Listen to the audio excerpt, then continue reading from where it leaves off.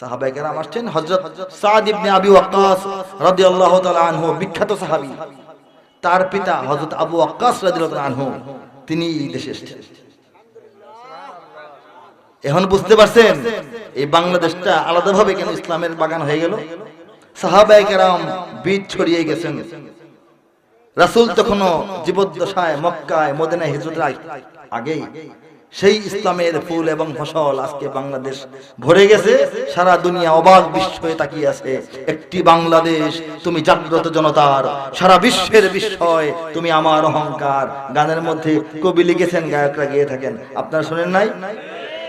কেন লিখেছেন, কেন গেয়ে থাকেন সেটা তো ব্যাখ্যা কবি করতে পারবেন, কিন্তু আমাদের কাছে ব্যাখ্যা হলো বাংলাদেশ সারা দুনিয়ার বিস্ময় হওয়ার একমাত্র কারণ এই বাংলাদেশের ইসলাম এবং এই বাংলাদেশের ইমানের ভান্ডার। ঠিক কিনা ধরে বলেন?